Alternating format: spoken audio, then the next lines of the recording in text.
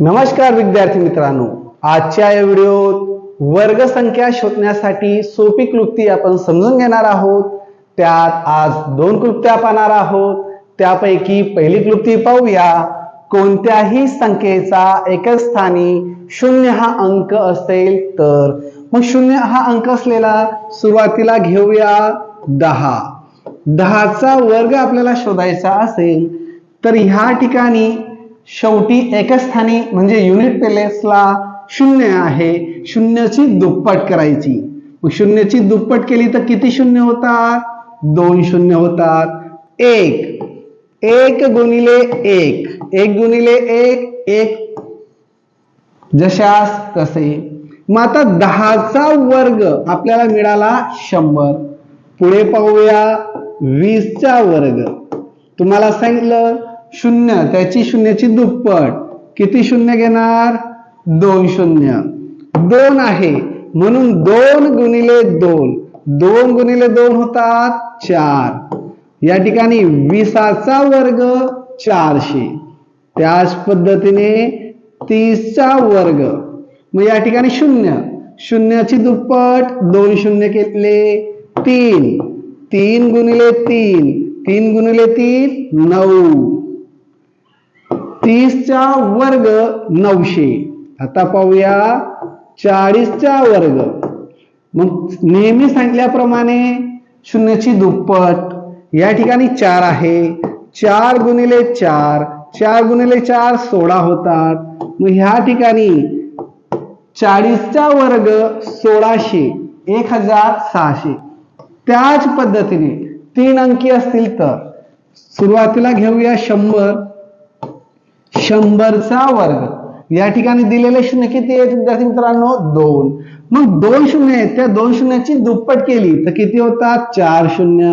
1 2 3 4। आता या ठिकाणी 1 आहे। 1 गुणिले 1 किती होतात? 1च होतात, म्हणतो 1 लिहायचा। 100 चा वर्ग 10,000। आता पाहूया 200 चा वर्ग। मग या ठिकाणी 2 शून्य आहेत, त्या 2 शून्याची दुप्पट 4 शून्य झाले। या ठिकाणी आहे 2 गुणिले 2 गुणिले 2 4। या ठिकाणी झाले 200 चा वर्ग 40,000। ह्या पद्धतीने तुम्ही युनिट प्लेसला म्हणजे एकच स्थानी 0 असेल तर ह्या पद्धतीने तुम्ही वर्ग संख्या लगेच क्विकली सोडवू शकतात। यासाठी तुम्हाला भरपूर प्रॅक्टिस करावं लागेल, म्हणजे पाहता क्षणी त्यावेळेस तुम्हाला लगेच क्विकली कळेल। पुढच्या पाहूया दुसरी क्लुप्ती। कोणत्याही संख्येचा एकच स्थानी 5 हा अंक असेल तर। आता पहा विद्यार्थी मित्रांनो, सुरुवातीला घेऊया 5 चा वर्ग तुम्हाला येतो कारण सोपा आहे। त्याच संख्येला त्याच संख्येने गुणल्यावर आलेलं उत्तर म्हणजे वर्गसंख्या असते। मग 5 चा वर्ग 25। त्यानंतर पाहूया 15 चा वर्ग। मग आता हे असे आले तर कसे सोडवणार?